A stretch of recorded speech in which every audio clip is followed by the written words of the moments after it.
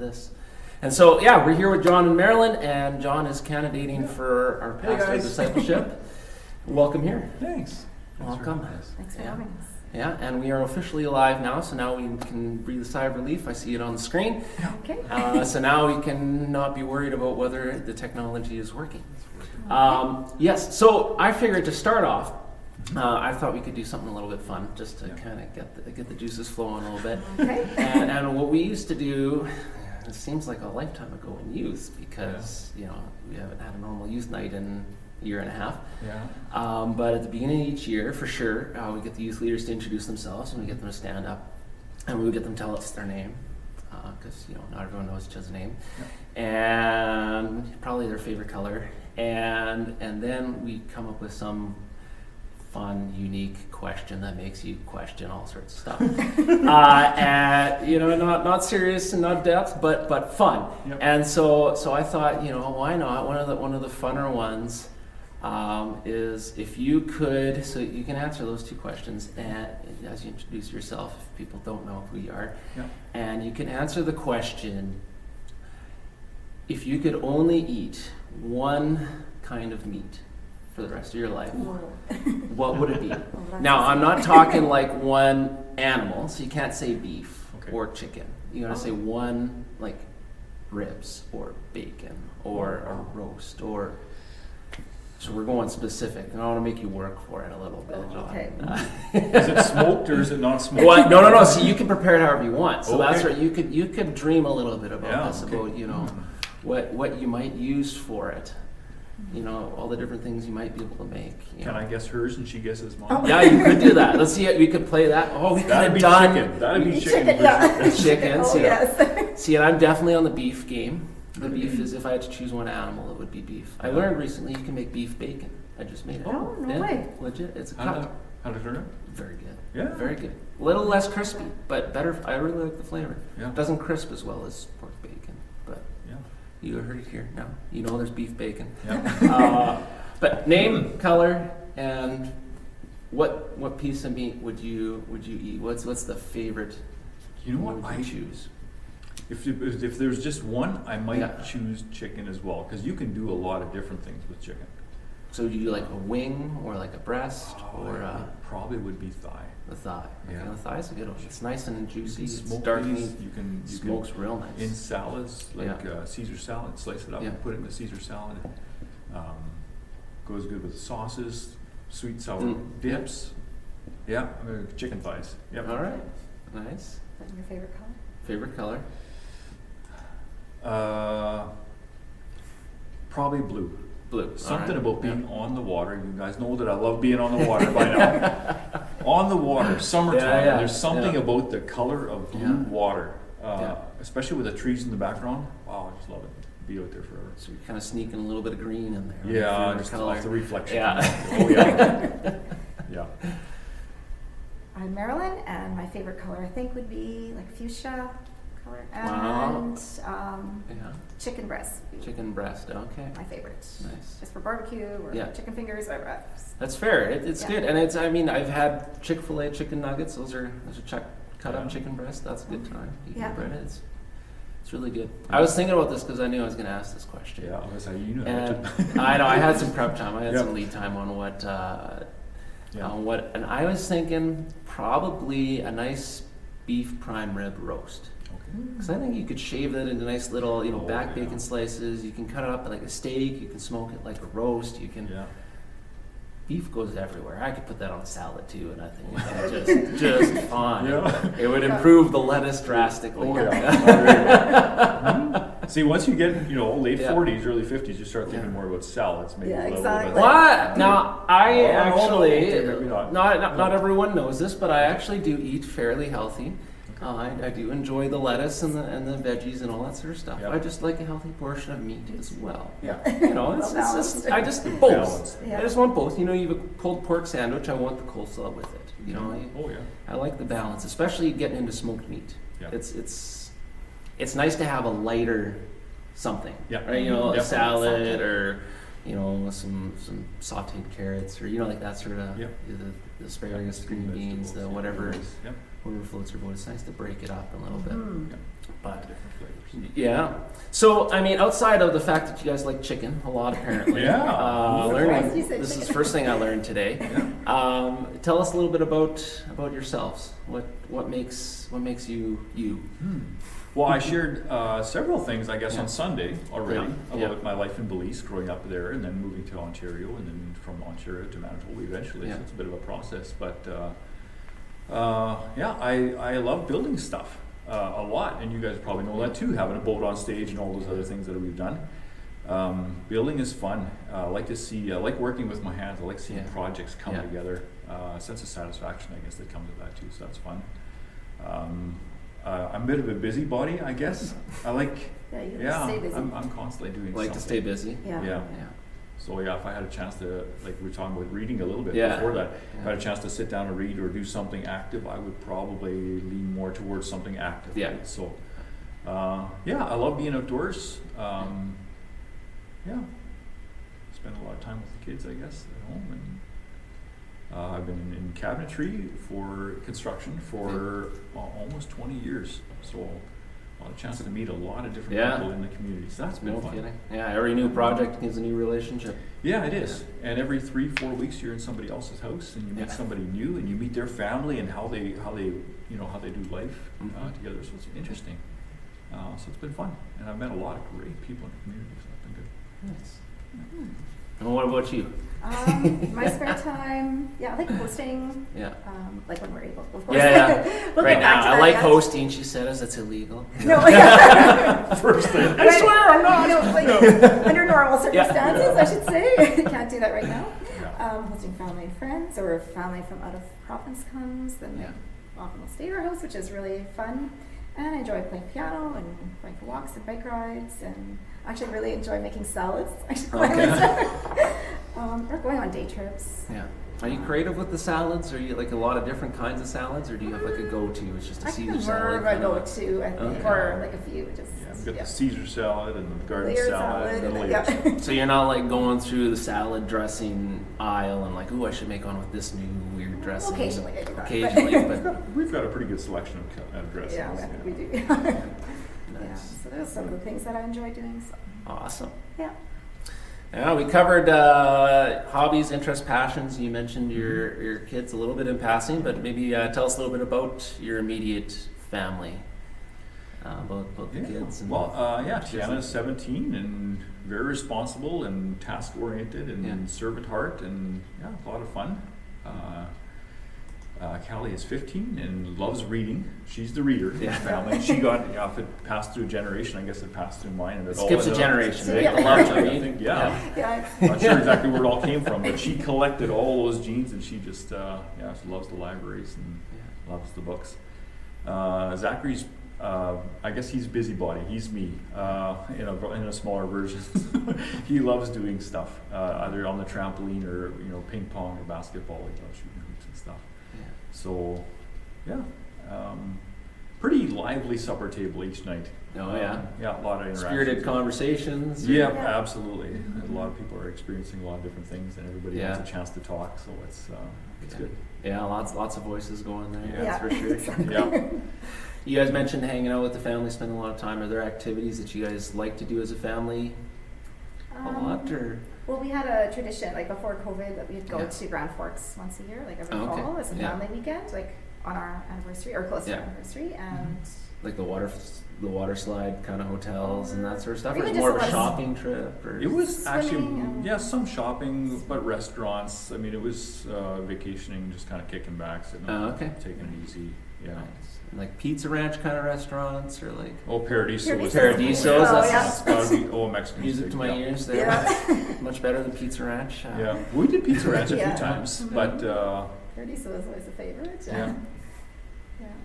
We attempted a portage fishing trip last year. Oh, so, fun. Yeah, Where'd you Yeah. go? to Horseshoe Lake. Okay. So that was fun, and we've done some tenting and yeah, we're still old school. Yeah, we tend. we Yeah, tented. absolutely. Yeah, which is good. And overall, we've had pretty good weather. We've been done. It's good until you're concerned about a tree falling on you. Yeah. Okay, we haven't had that. No, that's interesting. Was it that windy? Yeah, I've packed up once from that. Oh once wow. where it's so gusty, so windy, is like, I don't know if I'm gonna live through this. Yeah, wow. We're just gonna leave. Oh, wow. I know the one time at Spruce Woods, like these deep, the rolling thunderheads came in, and we were like, is that tornado kind of stuff? And we're not sure, so we quickly threw everything in the trunk of the car and we waited it out. Yeah. It was some pretty intense rain for 10-15 minutes, but it did let up, so we stayed. Yeah. But we weren't sure how that was going to turn out either, but you can pack up pretty quick when you have to. Yeah, when you have Exactly. to. When you have to. Yep. Now, maybe not on the portage trip. No, You not so don't much want on to the get caught in the portage. lake anyway, so you're Yeah. kind of just stuck there Yeah. any which way. But Yeah. Oh man! So you've changed a lot this year. Personally, probably as well. Yeah. But it's been a year of firsts. This has been a year of transitions, Yeah. like I would have never dreamed. Yeah. So what's it been like becoming a student again? Going to SBC, returning to study. What was the whole Bible college experience like? You know what? Actually, it was challenging for sure. I didn't like I said. We moved several times when I was a kid, and I withdrew quite a bit from the age of probably about 8, 9 to probably into my I say mid-teens, but 15, 16, somewhere in there. And school wasn't my favorite. Like I said, I'm a hands-on person, so let me build something or do something with my hands, and school is academic. And I struggled in school, and I was thrilled when I graduated. I'm done. No more school for me. And we burnt, like me and my buddies, we burnt everything. And we're like, we're never going back. It's ever going back to school. Yeah. And this last stretch, when I felt like God was calling me into ministry, and part of that was school. Yeah. I almost kind of panicked for a bit. Like, what am I, like, I can't do school. Like, I don't even know how to do school. Like, and I was sure I was never going back to school. Sometimes God calls people into a desert place. And for me, this was my desert to go back and face some of those childhood things that you thought you couldn't do maybe, or you wouldn't ever do. And this was one of those things where God called me back into that, to experience that, and to kind of conquer some of those fears. And it was tough, especially the first semester, getting used to the new routine of life in school again, and going to the reading assignments and preparing for exams again, learning how to do essays, like all these things that I was sure I would never ever do again. But by the end of the second semester, even the end of the first semester into the middle of the second semester, I've learned to really, really appreciate SBC. The staff is phenomenal there, and they really set you up to succeed in ministry. It was good. It was hard, but you know what? I think this comes out in some of the other questions maybe too, but when God calls you to something, obedience is very important to your growth. Yes. And so for me, like now being obedient to this and saying, you know what, even though it's really, really hard, and to shut the doors to my cabinet shop for a year, and to put everything on hold, and then go back and do school, that takes a lot of obedience. Excuse me. I'm choking on that just thinking about it. It does. And it's a lot of obedience to swallow. It's a lot. It's a lot to swallow. But in the end, God. He's good, and He richly rewarded that. It was a great winter of growth, and seeing Him do some things through me that like even writing essays and stuff. Like I got marks I didn't get in high school. Like it was good, and I learned a lot. So it was really good. You learned that you had it in you after all. Apparently, and I wouldn't have thought to try it on my own. Absolutely, God calls us to some interesting places. And how was it I'm curious how it was for the kids, how was it for you? It's a big adjustment for everyone. Big adjustment because our two high schoolers were home every other day as well, and John was studying, and so suddenly home was a busy place. You're the only non-student in the house. Yeah, exactly. So then we had people studying like in different places, like and putting up desks in different rooms or whatever on the ping pong table, the dining room table, like there's kind of homework happening everywhere. So, but it was good. I was glad, like a job I had, it ended right before the pandemic. So I could be at home more, and which was really good. The timing was really good for that. Yeah, it was really good. Yeah. So, how did it impact relationship? Like relationally, did it change anything for You know what? I think it was good actually. Around the supper table now, like especially for me when I finished classes, it was like, oh wow, like I learned stuff today, guys. Check this out. Like I mean, this passage or this book of the Bible, like this is where they're kind of going with that. So we ended up having some great after supper discussions. Oh, nice. Based on some of the things that I learned. So that was good actually. I think the kids found it kind of interesting. If he was a student as well. Yeah. Like sometimes they would be helping him. Like This is how you write an essay. Well, or it would be the teams, with the right? teams, like more the Yeah. technology side, because they were already doing that. Yeah. So, Yeah. it's How do I good. raise my hand in the middle of a Teams meeting? Yeah. Get the team. Yeah. Cool. You can't just do this. Yeah. Yeah. They're not going to see you. Yeah. So no, I think a lot of really neat things came out of that, and different discussions that we probably wouldn't have had. Yeah. Like if we would have just been busy with our routine, we would have maybe missed out. Injected a fresh perspective and some new things that you've learned and all that sort of stuff. Well, that's awesome. Maybe shifting gears a little bit, we'll come back to some of those topics, but one of the questions we were curious to talk about just a little bit about both of you, kind of how did you come to Christ? What was were you discipled as a young believer? What was that experience like? I know it's a few questions to remember, but it might all flow together. Yeah. Should I start? Yeah, sure, go ahead. Yeah. As growing up in a Christian home, I became Christian at probably around the age of 7 or something like that, 6, 7. Like I was young. I didn't always know exactly what that meant for sure, but growing up in a Christian home, of course, then being part of a regular church attendance and stuff was a big deal. So we were always in church, even Ontario and through all the moves and stuff like that was always a big deal. It changed after shortly after high school. There was a youth group that was going to Camp Arness, and I decided that even though my buddies, I wasn't sure if they were going or not, and I kind of decided that if I was going to go, I was going to go for the right reasons. I wasn't going to go just because my buddies were going, and so I decided I was going to go, and I hadn't asked any of them, and lo and behold, later on, some of them ended up coming too. But I went there just for the purpose of meeting God there. Okay. And it was a phenomenal experience. God met me at Camp Arness, which was awesome.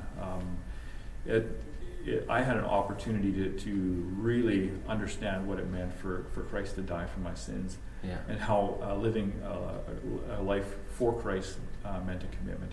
Yeah. And it changed a lot of who I was going to be as a Christian. Making a stand and making a commitment to be regular in Bible reading and prayer and living for Jesus.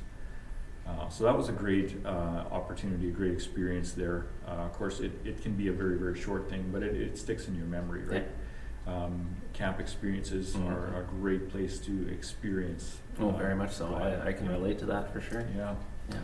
But it did impact a lot of how I did life after that too, like becoming involved in missions and things too, like how you live after that. So, which is something that probably fits under the umbrella of discipleship. Absolutely. Would you say? Yeah, I really believe that discipleship is an experiential, like Christianity is experiential. Like, I mean, you live it every day, and when you live it, that's when you see all of it. If you just have little bits here and there, it's hard to really to receive everything that God has in store for you. Yeah, absolutely. Awesome. Did you want to share us a little bit of that too? What your experience was? Good. Yeah, I also grew up in a strong Christian home, so I'm very thankful for that. And I accepted the Lord at a young age, and but then I went to Turtle Mountain Bible Camp when I was 12, and then they really had challenged us, like, to make a choice, like, for when you get older, like, what will you make your faith your own? And then I didn't decide right there, but then when I came home, I really thought about it a lot, and then made a commitment. And I think just with things that happened in my life right after, which I'll share in a bit, a little bit later, but I'm really thankful that I did that then, because it was really important. I'm not quite sure how I would have coped through certain things that happened after that. So that was an intentional decision. And all that sort of stuff. Were you discipled when you were back in church and that sort of stuff? Did you have much of an experience like that? I wasn't, no. But we had really great youth leaders in the church that I Yeah. attended, and they had us in their home every week, like for Bible studies and activities. So, Yeah. but not like a one-on-one. Not one-on-one disciple, but maybe some group discipleship. More of a That group. was. Yeah. That's kind of what the experience was at that point. Yeah. Yeah. And I didn't answer that. I'll Yeah. do that. Yeah. I wasn't. I think at the age of like going back to the 9 to 15, 16 years old, I think I really could have benefited from that. Of course, in the meantime, I didn't have that. Yeah. So you develop too when you see kids who are kind of get lost in the shuffle. Mhm. Man, I have a heart for these kids. Yeah. Like if I could just sit with them for half an hour and just say, actually, you know what, God loves you. Like Yeah. it's amazing how even just a few words from somebody a little bit older than you, how much power there is in that. Like somebody cares. Of course, I've experienced this lots at the Agassiz Detention Center, prison ministry. Yeah. Lots of kids there who have been from broken homes. For them to know that somebody cares, and It's just huge. somebody will listen to them for 20 minutes. That they're That's worth your time. right. Right. Yeah. That you actually care enough to. Just You're not after something, because that's always the question, right? The guards go up. It's Yeah. like, what are you trying to get out of me? What's the end goal here? And they're like, Yeah. well, actually, Yeah. you're the end goal, and that's just Yeah. mind blowing. So that would be one of the reasons why I have Yeah. maybe a heart for discipleship is because you see some of the benefits of some of these things, Yeah. even though I didn't have it when I was young. Yeah. Yeah. Life experiences that you got as you were growing as Right. as a leader, as a follower of Jesus, all these different things. God is, like you said with SBC, God is at work and God is doing things, and you can, as you look back, you can say, well, God was using this, and God was, and you've already kind of pointed both of you to some experiences where that was quite true. Yeah. Quite true for both of you. Maybe we answered this already, maybe we didn't, but what's a transformative experience as you think back on your life to this point? What's a transformative experience that helped you to grow deeper in your faith? Yeah. Well, Camp Arnis for sure was one of those weekends where it was where the relationship began. Like, that God is real and He's out there somewhere, and you think maybe someday when you die you'll meet Him, and then all of a sudden you realize in an experience like that, you realize it's like actually He's present today.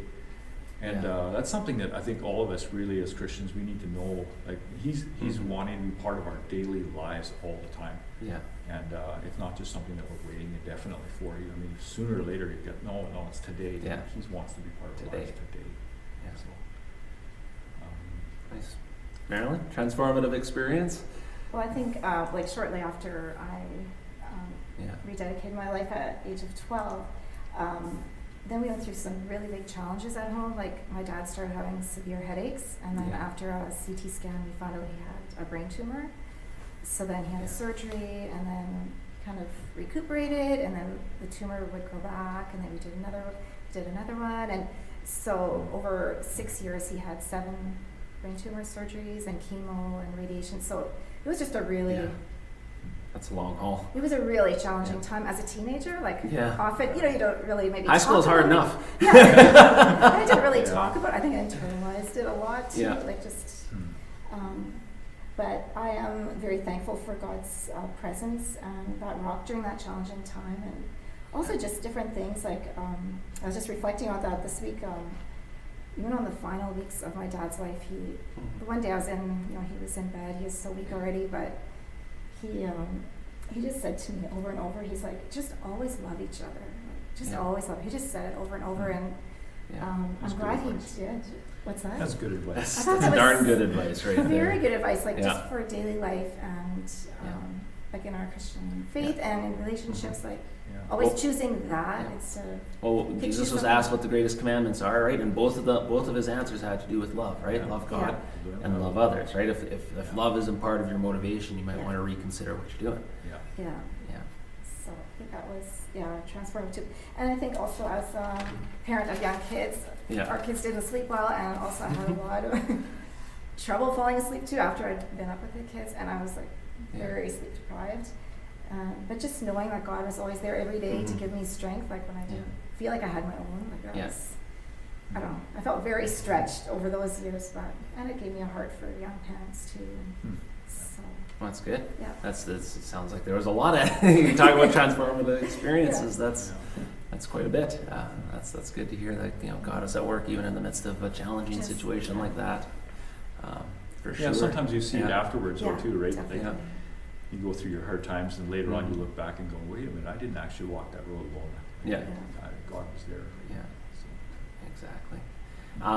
As you move forward, what have you found helpful just in your day-to-day life in pursuing growing in your faith? What practices or what do you do to pursue depth of in your faith as you go forward? I mean, now you're at SBC, that's the easy answer. Yeah.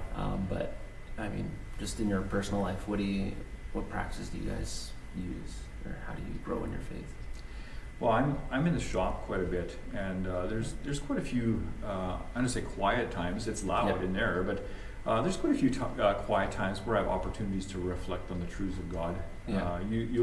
You read some stuff during the day, or you listen to a podcast or something like that. Yeah. But there's always every part of Scripture is attached to another part of Scripture, and it's in those times when I have opportunities to reflect on on God's character or on God's plans or even how He has set up family life or set up community life or set up church life. Yeah. The ways He blesses people or else. So all these different things. I do enjoy the time to just reflect and ponder the truths of God. Yeah. Almost like David said in the Psalms, right? Yeah. Just to meditate on the truths of God. I think these are good times. But I do when I have my electronics handy and I have my earphones on, I can sometimes catch part of a podcast or something like that too, where I can, or Bible Gateway, you can just listen to the Bible. Yeah. So I can be active with my hands, and I can still and you can be active with your hands and active with your mind. It's a win-win. Ways. Yeah. So that's those are the few of the resources that I've used during work. Of course, SBC, there was lots of stuff. There's no shortage of textbooks. Oh, wow. And reading material and information. There's so much information, you can hardly absorb it fast enough. But there's some great stuff out there for sure. Nice. Different for you? Same kind of a thing? Or I find like with being at home now, like during the pandemic, it's often being home is busy, like everyone's home, and so there's not maybe a lot of quiet. But that's one thing I've like the last year. So like even finding like the audio Bible app, you just put it on while you're doing things at home or listening to a podcast or things like that. Or sometimes he would come across some really great speakers like through his courses. So then we would sometimes watch them together. Bring it home and say, hey, let's watch this, listen to this. Yeah. So that's been really good. Nice. That's awesome. Shifting towards why we're here, tell us a little bit about, I know you talked about this a bit on Sunday and your call to ministry and whatnot, but why do you feel called, what has you feeling called to pastoral ministry? Actually, when Pastor Lauren resigned, I mean, this is years ago already, but as just one of the members of the congregation, I just kind of assumed that our church leadership, we would find somebody else, and there would be somebody else that would just walk in and take the position. And it stayed empty for a while, and I felt God calling me to kind of start looking at this, and it put me out of my comfort zone, obviously, right? And then it wasn't long after that where Mike Easbricht also applied for the job, and I thought, I must have heard God wrong. Got the wrong message. Maybe it wasn't meant to be, it wasn't happening, or whatever else. So Mike Easbricht's a great guy, and I'm like, wow, we're in good hands with Mike. This is great. And he did one message, and then he also decided that maybe he wasn't going to pursue the job. And at that specific moment, I felt like God was calling me specifically to this position at this church. And it was enough to go, did somebody else hear that? And I got brave. That's for the guy behind you, right? Sure it was. And the one day I went online and I think the search committee had posted the application online, or this is the qualifications. And I opened it up and I looked at it and I going, oh wow, there's nothing short of a miracle would make this happen, forget it. You almost want to just say forget it. It wasn't long after that where two separate people kind of tapped me on the shoulder and asked me about thinking about pastoral. And I go, what the world has God up to here? So I actually went back to the one person and I said, you're probably just pulling my leg, right? Maybe this is for somebody else or whatever. I mean, there's too many things, what's going on. And they're like, no, we think you should consider this. And at that stage, it was like, oh man, this is something I need to take seriously. So I started talking to the pastoral staff here a little bit, and like, what does this all entail? Like, where are we going to go?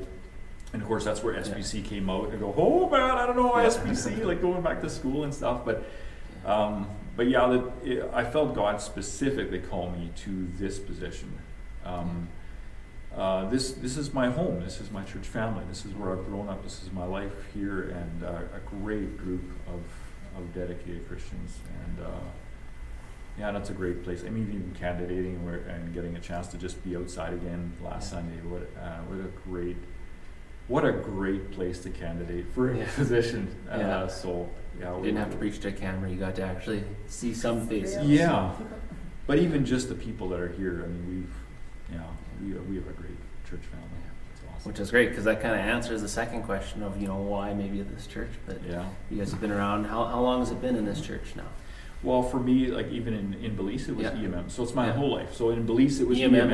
It's your whole life. And then Ontario was EMM, and then even the Third Street Church, like way back before your days. Yeah, you go a few years back if you're referencing Third Street. Yep. Yeah, sorry. Oh, I really dated myself there. Yeah. But yeah, I don't even go back far enough to be pre-reno.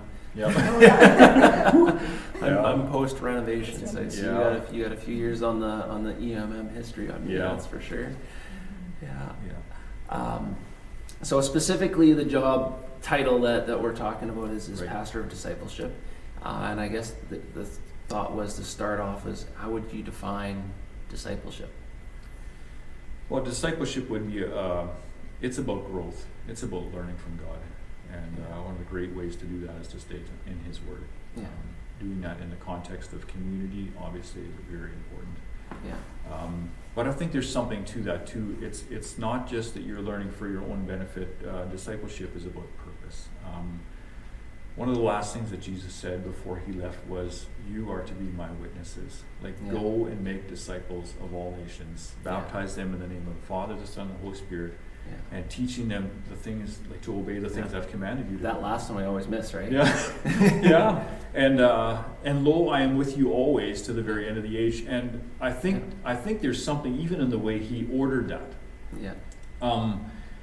If we want to be part of what God is doing, that's where the blessings are. I mean, we're not writing the manual. Like Jesus wrote the manual. This is what I want the church to be busy doing. And if we want to experience God's blessing, I really think we need to look back at what He asked us to do and get busy with the things He asked us to do.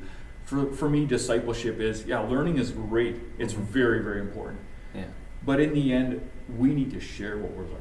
So it's learning the truths of the Bible and then getting prepared to share them. So one of the great things about, and maybe I'm skipping ahead a little bit on the questions, but one of the great things about being involved in the prison ministry was being able to see these truths of the Bible make a difference, impacting kids' lives. The Bible, the truths of the Bible are powerful, and bringing hope to situations that look completely hopeless, and bringing life to where there was only an expectation of death. God is good, and He changed lives, and He does it right in front of your eyes, and it's very even now is very impactful, right? Like just seeing God at work in somebody's life. When they go from, even in the course of about 15 minutes, where they go like life is hopeless to wow, like I have hope.